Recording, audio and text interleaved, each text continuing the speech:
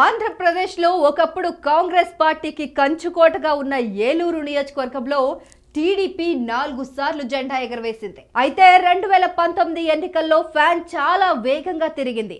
అప్పటికి దాదాపు 4072 ఓట్ల మెజారిటీతో వైఎస్ఆర్సీపీ పార్టీ నుంచి ఆళ్ల కాళీకృష్ణ శ్రీనివాస్ అలియాస్ ఆళ్ల నాని గెలుపొందారు.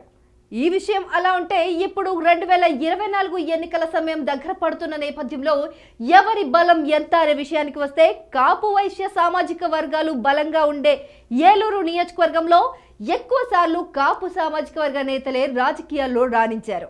ఇక్కడ సిట్టింగ్ ఎమ్మెల్యే ఆళ్ల నాని 2004, 2009, 2019లో 3 సార్లు ఎమ్మెల్యేగా గెలుపొందారు. ఇక ఏలూరులో మరో బలమైన నేత బడేటి కోట రామారావు అలియాస్ బడేటి బుజ్జి 2009లో ప్రజారాజ్యం తరఫున పోటీ చేసిన బడేటి బుజ్జి ఆ ఎన్నికల్లో ఓడిపోయారు. 2014లో సుమారు 25,000 భారీ మెజార్టీతో టీడీపీ నుంచి గెలుపొందారు.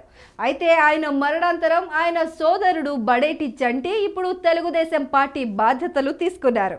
ఇదే క్రమంలో ఇక్కడ జనసేనకు కూడా మంచి కేడర్ ఉంది. 2019లో జనసేన తరఫున పోటీ చేసిన రెడ్డి అప్పలనాయుడు కూడా జనాల్లో తిరుగుతూ అందరినీ కలుపుకుని పోతున్నారు.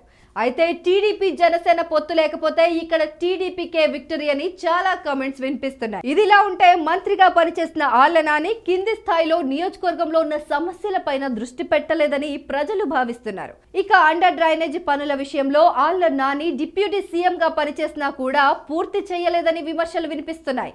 అయితే అభివృద్ధి పనులు కూడా గతంలో టీడీపీ చేసిన పనులే కావడంతో సైకిల్ కి కలిసొచ్చే అవకాశాలు కనిపిస్తున్నాయి. ఇప్పటికైనా సమస్యలపైన దృష్టి పెడతారా లేదా ఈసారి గెలుపు సైకిల్ కే అప్పగిస్తారా అనేది వేచి చూడాలి. అధికారం కట్టబెట్టేది శాసించడానికి కాదు, పాలించడానికి.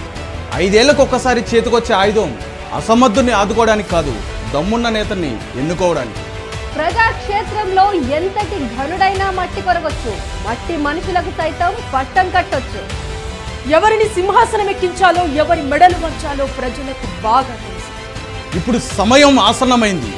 ఈసారి ఎన్నికల్లో ఏ పార్టీ సామర్థ్యం ఎంత, ఏ నియోజకవర్గంలో ఎవరి బలగం ఎంత, ప్రతి నియోజకవర్గంలో ఒక్కో నేత సత్తా ఎంత, గతంలో చేస్తానని చెప్పిందెంత, చేసిందెంత, చెయ్యబోయేదెంత, సూటిగా శుద్ధి లేకుండా చెప్పడానికి మేము రెడీ.